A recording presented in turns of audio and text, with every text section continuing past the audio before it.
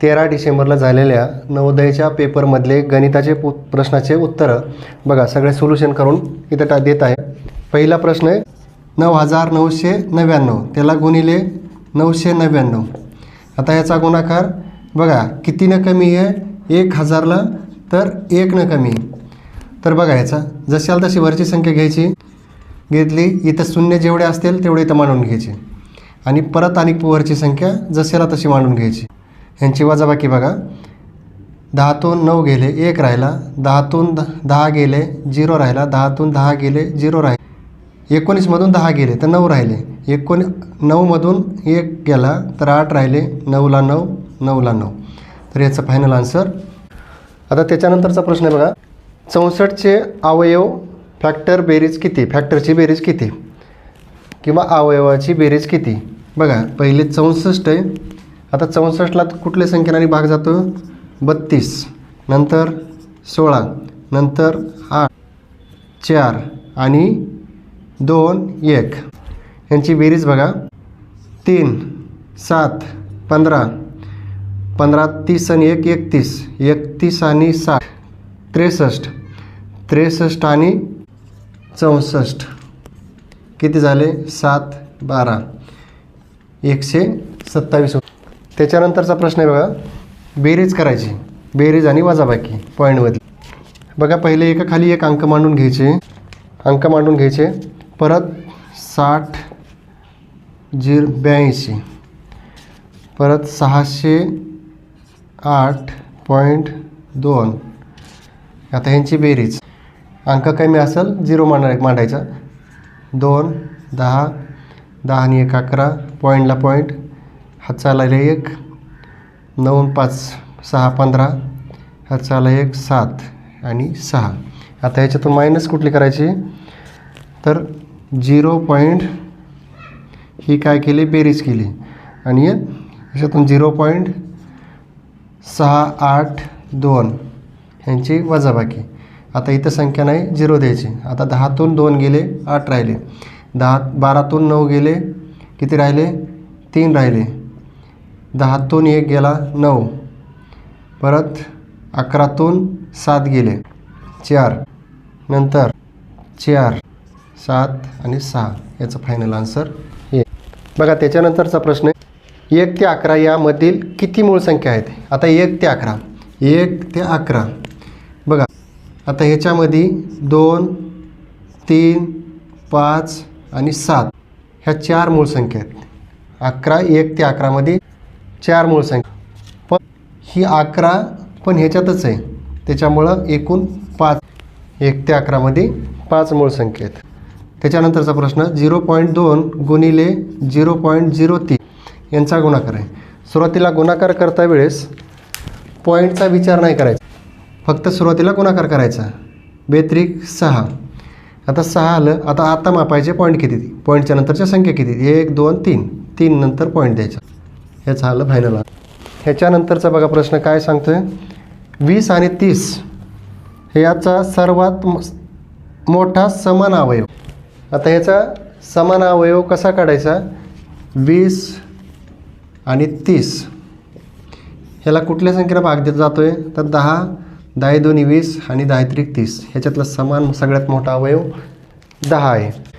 ह्याच्यानंतरचा प्रश्न काय, 0.238 याचं काय, याचा अपूर्णांकात रूपांतर करायचं.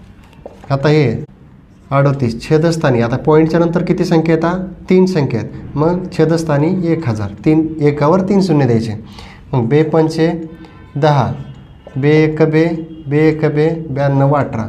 मग फायनल आन्सर किती आलं, 119 छेदस्थानी 500. त्याच्यानंतरचा प्रश्न, 999 छेदस्थानी 1000. आता ह्याला काय, ही संख्या जशाला तशी मांडून घ्यायची आणि पॉईंट जितके 0 असतील त्याच्या अगोदर पॉईंट द्यायचा. किती खाली शून्य येतात, 3 शून्य, मग 3 शून्यानंतर पॉईंट देऊन टाकायचा.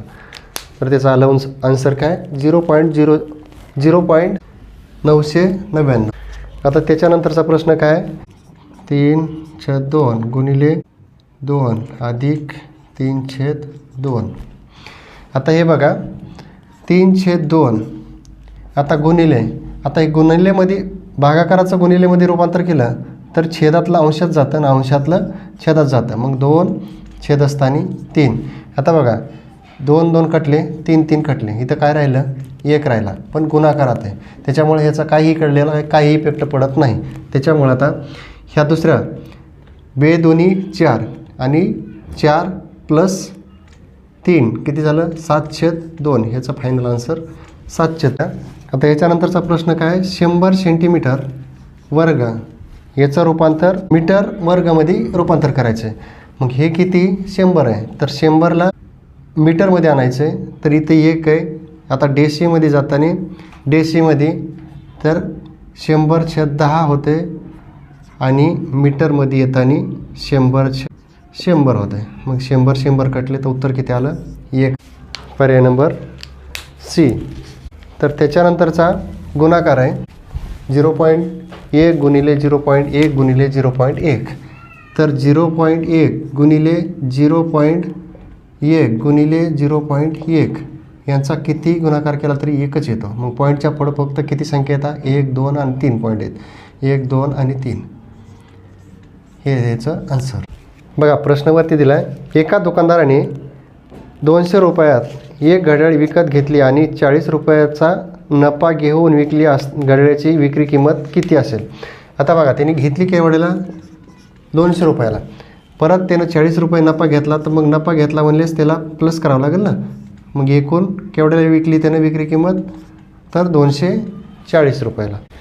आता बघा एका फळ विक्रेत्याने 1500 रुपये सफरचंद विकत घेतले आणि त्याच दुकानदारांना आणण्यासाठी आता केवढ्याला विकत घेतले 1500 रुपयाला. आणण्यासाठी खर्च किती लागला 100 रुपये. हे किती झालं 1600 रुपये. नंतर त्याने विकले केवढ्याला 2236 रुपयाला. तर आता हे मायनस केल्यानंतर त्याला प्रॉफिट किती होतं आहे नफा वजाबाकी 6 3 12 6 636 रुपये नफा. आता त्याच्यानंतरचा प्रश्न एक पंचकोनी परिमिती पंचकोनाची परिमिती किती 80. पंचकोनाची परिमिती 80. तर त्याच्यातली 4 बाजूची माप दिलं आहे किती 63. 4 बाजूचं माप दिलं आहे हे किती 5 बाजूचं आहे आणि 4 बाजूचं दिलं आहे तर 5वी बाजू कोणची सांगितली. मग यांची वजाबाकी किती राहिलं 17. बघा त्याच्यानंतर पदावलीचा प्रश्न आहे. तर काय दिले 58,394. त्याला वजा 86 वजा 86 दिलं आहे. तर ते 86ची बेरीज करायची तर किती झाली 172. मग 172 ह्याच्यातून वजा करायची. ह्याच्यातून वजा केल्यानंतर किती राहिलं 2. आता बघा आता त्याच्यानंतर काय सांगितलं आहे बरोबर एक संख्याच रिकामी जागा दिली तिथं संख्या गुणिले 86 दिले. मग हे प्रश्न इथे दिला आहे बघा. आता तिकडे बरोबरच्या नंतरची संख्या तर इकडं आल्यानंतर भागाकारात जाते आणि अधिक असेल तर वजा होती, वजा असेल तर अधिक होते. मग त्याच्यासाठी आता तिकडं गुणाकारात तर इकडं आले तर भागाकारात जाते. तर मग हे 58,222 छेदस्थानी 86. आता ह्याच्या 2 चोक 8 2 त्रिक 6 2 दोन्ही 4 92 18 2 1 2 2 1 2 2 1 2. आता बघा ह्यांचा भागाकार बघा 29,111. आता 43. आता 43चा 6 पट बघा इकडं 43ची 6 पट किती होतं आहे 6 त्रिक 18 आणि 4 6 चौक 24 आणि 25. आता 258 ह्यांची वजाबाकी 11तून 8 गेले 3 राहिले, परत 6 गेले 3 राहिले, 0ला 0 वरतून घेतला 1चा. परत आता 43 7 किती 7 त्रिक 21 2 7 चौक 28 19 30. आता ह्याच्यातून 301 वजा केला तर किती राहिलं 301 राहतं आहे. वरतून घेतलं हे 1चा. परत मग 301 भागिले मग किती आलं तर इथं 6 7 7. उत्तर किती आलं 677. त्याच्यानंतरचा प्रश्न आहे बघा, एक रेल्वेगाडीचा प्रश्न इथे बघा. रेल्वेगाडी 11:15 वाजता सुटते आणि सायंकाळी 3:30 वाजता पोहोचते, तर एकूण तिनं प्रवास किती केला? आता बघा, सुटली होती किती वाजता? 9:45ला. हे 10:45ला सुटली होती. रेल्वे पहिली किती वाजता सुटली होती? रेल्वे सकाळी 10:45ला सुटली होती, तर ती पोहोचली होती किती? 3:30ला, म्हणजे 3:30 वाजता. तर बघा, हे 3:30 म्हणजे किती? तर 15. मग बघा, 15 वजा 15.30 वजा हे 45. पण आता इथं मोठी संख्या, इथं छोटी संख्या. मग ह्याचं रूपांतर ह्याच्यातलं एक 60 मिनटं ह्याच्यात मिळवू. मग 60 मिळवले त्याच्यामध्ये, तर ह्याच्यातले 1 तास काढला तर 60 मिनटं इथं गेले, तर झाले किती? 90 मिनटं. आता हे कट केले. आता ह्यांची वजाबाकी. आता बघा, 10तून 5 गेले, 5 राहिले, आणि हातचाला 1, 9मधून 5 गेले तर किती राहिले? 4. 45, आणि 14मधून 10 गेले तर राहिले किती? 4. मग 4 तास 45. आता त्याच्यानंतरचा प्रश्न आहे, एका डब्यात 500 अंडी आहेत. एका डब्यात 500 अंडी आहेत. प्रश्न इथे बघा, त्याच्यातली काही खराब झाली. किती? 3/25 खराब झाली.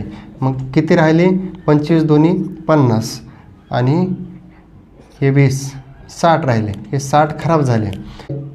एकूण अंड्यापैकीच 500 पैकीच 1/5 अंडे राखून ठेवले. आता हे किती राखून ठेवले? कोणासाठी? पाहुण्यासाठी. हे किती राहिले? मग 100. हे एकूण किती झाले? 160. 160 आता 500मधून मायनस केले. 160 मायनस केल्यानंतर किती राहते? 0ला 0, 4, आणि ह्याच्याला 3, 340 अंडे वापर करायला शिल्लक राहतील. त्याच्यानंतरचा प्रश्न आलेखावर आहे. मी आलेख इथं दिला आहे बघा. पहिलं काय दिलं आहे? पहिला आलेख 4 इथं. पहिल्या आलेखामध्ये 20 दिलेत. एकूण कुटुंब किती इथं? 115. त्याच्यापैकी प्रश्न वाचावरी आणि सांगा.